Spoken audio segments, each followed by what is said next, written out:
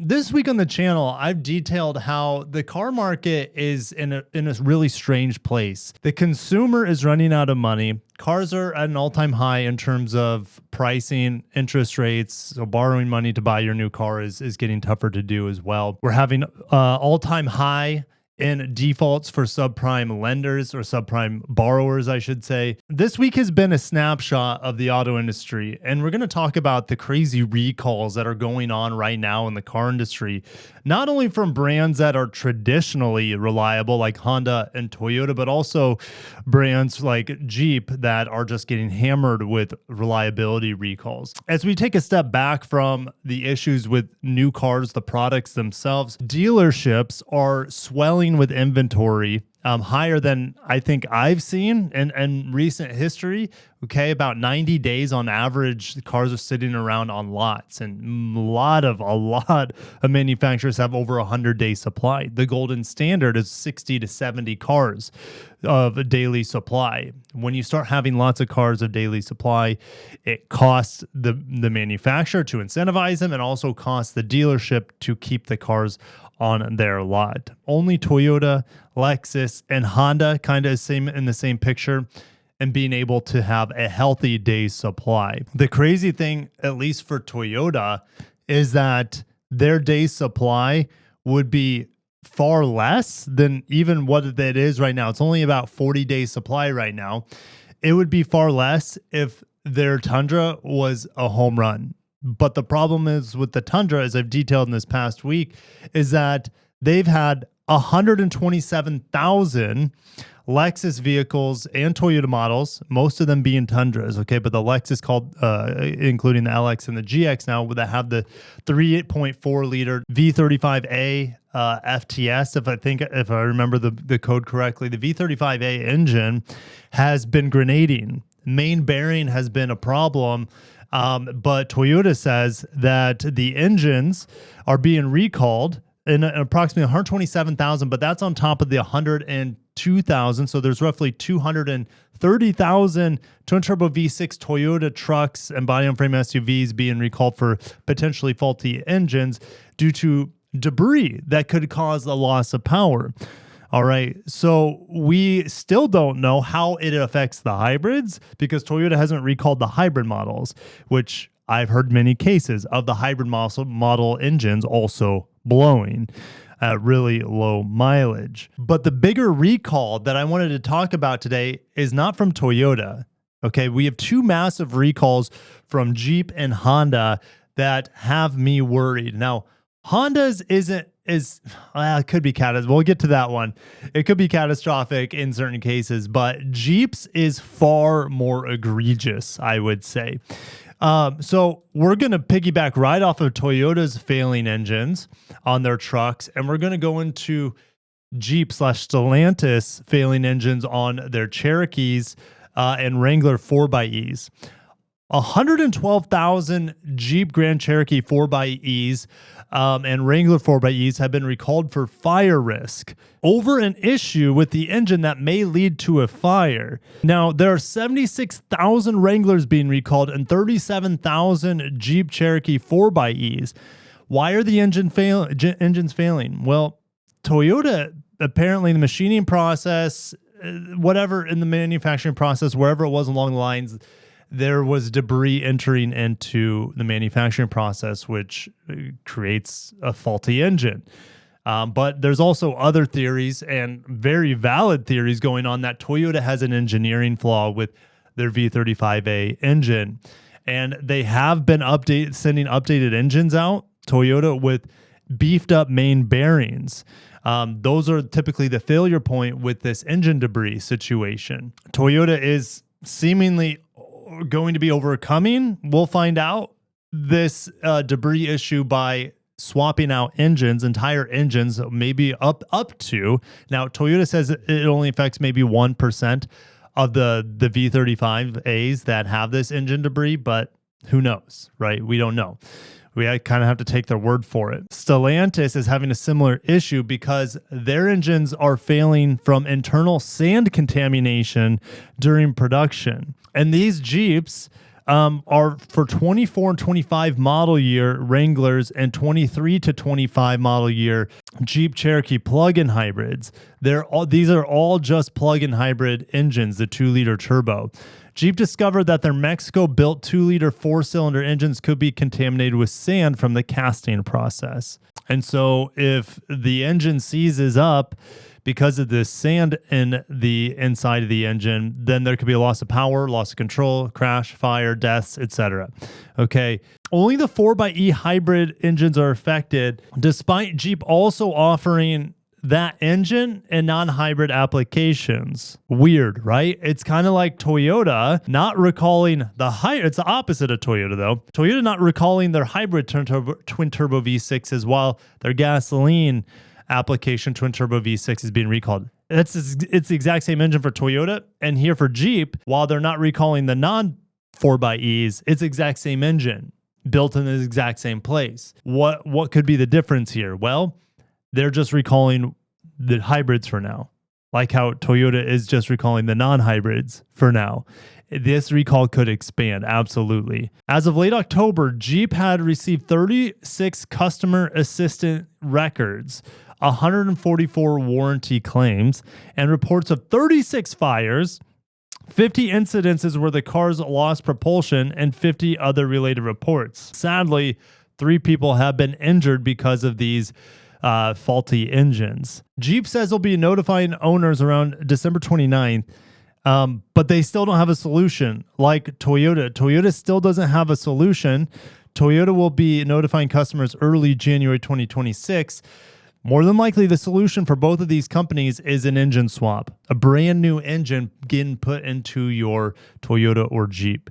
Completely unrelated, right? These vehicles are completely unrelated, but they're having almost identical engine failure issues. And they're also being recalled roughly at the exact same time. Very, very fascinating. Now, it doesn't stop with Jeep. As bad as the 112,000 recalls that they have on their 4xe 2-liter turbo engines, Stellantis, so this was actually a week before the engine recall for Jeep, Stellantis, the parent company of Jeep, they recalled 320,000, 3 times more of the engine recall, but 320,000 Jeep Grand Cherokee 4xEs and Wrangler, I can't talk, it's early. Wrangler 4xEs for fire risk. So not only do you have the engine that could blow up and cause a fire risk, what else is causing a fire risk to a tune of 3 times more likelihood? It's because the high voltage battery may fail and catch on fire. I love driving the 4xEs. I think they drive great. I love the torque of the turbocharged engine. I love the additional torque of the electric motor. I like having about 20 miles of electric range. Now they are expensive, but look at the problems Jeep is having with this 4xe setup, from the engine failures to the battery packs blowing up too. When you have a plug-in hybrid, you have effectively 2 powertrains. You have an electric powertrain and you have a gasoline powertrain. Apparently Jeep can't figure out how to make either of them reliable. Not only that, they can't figure out how to make either of them from blowing up and catching fire. Affected vehicles include model year 2020 to 2025 Wrangler 4xEs and model year 2022 to 2026, even 26 models of the Grand Cherokee 4xEs. The batteries in the affected vehicles may contain cells with separator damage that, when combined with other complex interactions within the cells, can lead to a fire while the vehicle is parked or in motion. As of October 13th, Stellantis was aware of 10 fires originating from the batteries, 19 customer assistant records, and 1 injury. At this time, if you own a 4xe, not only are you like, oh man, is this thing going to blow up? Is it going to catch fire from either the engine or the battery? Jeep's telling you to park your Jeep outside and away from structures and to refrain from charging.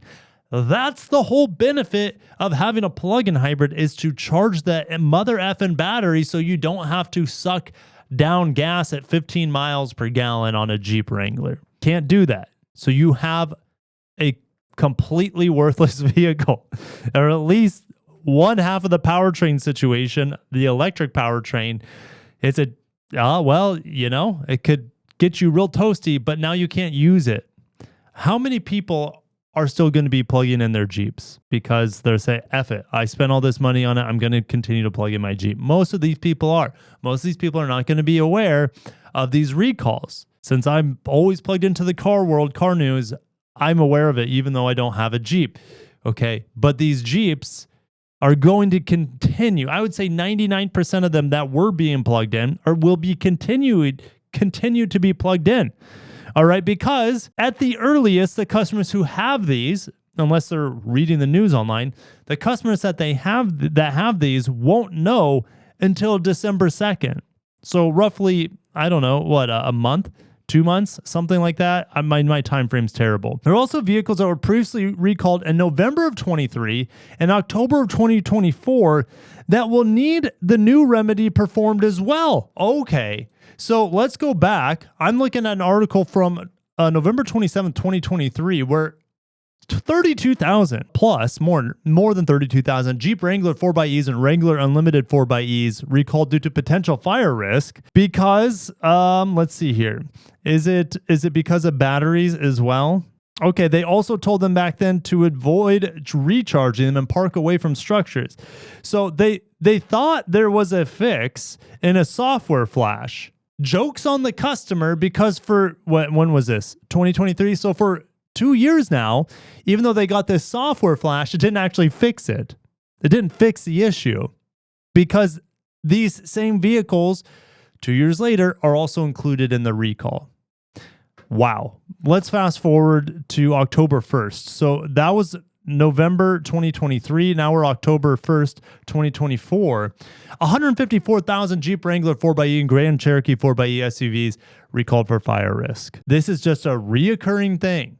So the recall number started at 32,000, then it was 154,000, and now we're up to 320,000. As much as I love driving the 4xE Wranglers and the 4xE Grand Cherokees, I've reviewed them both on the channel. I really enjoy driving them and having that like vehicle to load flexibility as well. I would not be touching these with a 10-foot pole. I don't know what it's like currently, but these vehicles are in ZEV states like Massachusetts or California. You cannot get a non-plug-in hybrid variant of these vehicles unless you special order it. These are the only ones that are arriving at lots, and they're all being recalled seemingly, or just about all of them, for fire risks. Not only the battery packs, but also the engines. Absolutely bonkers. Now, I know I've just been trashing Jeep most of this video. I still love driving Jeeps. I still love driving them. And the fact is, no automaker is perfect. Most of us think Honda, Toyota are pretty darn perfect when it comes to reliability. Generally, we know that there are exceptions. As of November 7th, 2025, Honda recalls Civic accessory wheels for detachment. The last time I remember seeing a vehicle recall of wheels falling off was when the BZ4X launched. That was a rough launch for Toyota. Now we look back and it's like, whatever. EVs right now in the United States, it's an afterthought. Now that the EV tax credit is gone, now that EV mandates are going to be shredded. Okay, Honda is recalling wheels for detachment like the BZ4X. But ironically, the BZ4X, it was just kind of funny. Toyota, you would think with their expertise in electrified vehicles, mainly with hybrids, but Toyota didn't engineer the wheel torque properly and the wheel attachment, like the bolts, properly. They didn't engineer it for all the torque that EVs can put down. And so the wheels were just popping off because whether it was the assembly, like the bolts that couldn't hold it, or the strength of the wheel itself couldn't handle the torque. I don't remember what it was. Honda doesn't have that issue. We're talking about Civic accessory wheels. What is going on? Honda is recalling a certain accessory wheel that were available for Civic sedan and hatchbacks over an issue that may cause the wheels to detach. Approximately, this is the biggest number of the day, 406,000 vehicles may be affected through the company, but only about 3,200 were faulty. Okay, let me get the calculator out. What kind of percentage is that? Less than 1%? Yeah, because if it was 4,000, it would be 1%, right? So we're less than 1% of the vehicles being recalled here, but certain 18-inch aluminum alloy wheels that were sold as accessories for model year 2016 to 21 Civics may not have been manufactured properly. The steel lug seat inserts in the wheels may not have been pressed into the nut seating surface, and as a result, the wheels may detach from the vehicle, increasing the risk of loss of control and a crash. You will be if you have a vehicle that's going to be in this recall, you'll be notified as on December 8th, and dealers will inspect the wheels and replace the hubs and wheels as necessary for free. That one, not that big of a sample size, or should I say less than 1% are being recalled. Still scary though. You don't want to be that 1%, and you don't want to be the 1% of Toyota V6 engines blowing. If it is 1%, it could be more, right? Because they're not recalling the hybrids yet. Okay. And then Jeep, man, oh man, like these recalls for the plug-in hybrid started 2 years ago, November 23. We had another recall October of 24. And then we have 2 more recalls. One now affecting the engine to a tune of 112,000. And then you have now 320,000 plug-in hybrids recalled due to battery packs that could potentially catch fire. This is crazy. No one wants to spend their cold hard cash on a vehicle that has the potential to leave them stranded, or potential to hurt them, or potential to blow up their house or bring down their house with a fire. No one wants that. And here's the thing. Let me pull up on the screen real quick. Remember, as we look at day supply, Jeep has 146 days supply of vehicles out there. Just looking in my area alone, there's over 8,450 Jeeps available. That sort of volume is, I can't even comprehend it. You have almost 2,000 Grand Cherokees, 1,300 Grand Cherokee L's available, Wranglers over 3,000, Compasses 600, and then Gladiators 1,100. So that's a Wrangler too, just with a bed, right? So if I look at, let's see here, let's go back to Wrangler, 3,000 Wranglers available. Okay, ooh, some 392s out there. I liked the Willys a lot, but the Willys, I had the special edition Willys, which was a plug-in hybrid, but the Willys is pretty cool. I love the tires on it. $40,000. What kind of discounts are you seeing on Willys right now? $6,000 price drop to $37K. So, man, minimum. Like, look at this. This is a $9,000 price drop. 0% financing for 72 months. 0% financing for 72 months. That is crazy. I had no idea that there's that sort of low financing rates going on for Jeeps right now. I'm almost tempted, and then be able to document my reliability experience. Oh man, I love the army green here. Just looks so cool. Love it. Let me know if you guys agree. The orange looks awesome too. I love Jeeps, but I would be lying to myself if I said that they're reliable or the most reliable. They're maybe average reliability at best. Would that stop me from owning one? Maybe. Probably. I mean, I got kids, so like I don't want to worry about my Jeep not working properly. So just crazy times. Crazy times we're living in. Cars are expensive. They're being discounted, especially, let me go back. I know I keep referencing this. Especially these brands that have over 100 days supply. It's almost at this point, I would say, unless they're stubborn as hell, which a lot of these dealers are. But at this point, it's you name your price, and you could buy anything from, I don't know, almost anything. Almost anything, because remember, the healthy days supply is 60 to 70 days. That means the dealers won't have to discount much at all. Okay, so that's Toyota Lexus right now. A little bit of Honda, but Honda's still discounting, I promise you. Look at these brands, especially the ones that are over the average.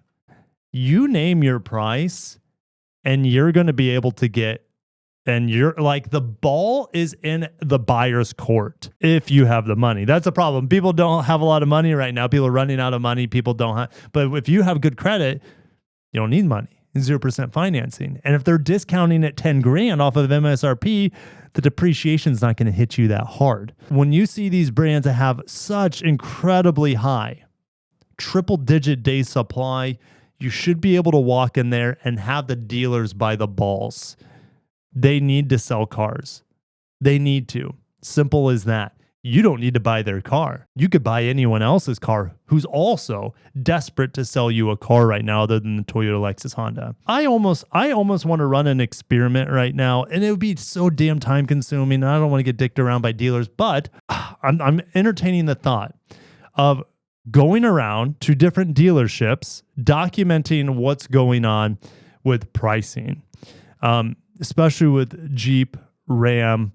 If I walk into a Volkswagen dealership, a Mazda dealership, what kind of power would I have? Or what kind of power is a dealership willing to relinquish with their pricing? It'd be fascinating. I'm sure it would do really well on the channel, but like I said, it's extremely time consuming to be able to just go dick around with dealers and fight for the best price possible and then report it to you guys. It depends. It depends how crazy things get on the market. If this keeps trending upwards, maybe I will. I think it would be a very fascinating piece, not for me, but also for me to share with you guys. You guys are a better sample set than me. So when you comment down in the comments below about your current dealership or recent dealership experiences with these brands that have tons of inventory, are you getting crazy good deals? Are they throwing themselves at you to get the car into your garage or your driveway or your apartment, wherever you live? Are they holding themselves out? I know I have a bit of a potty mouth today.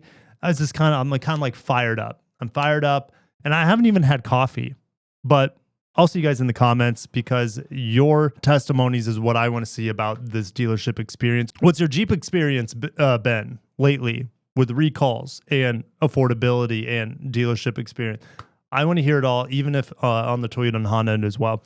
Thank you guys. Have a great day. Stay tuned for more, and peace.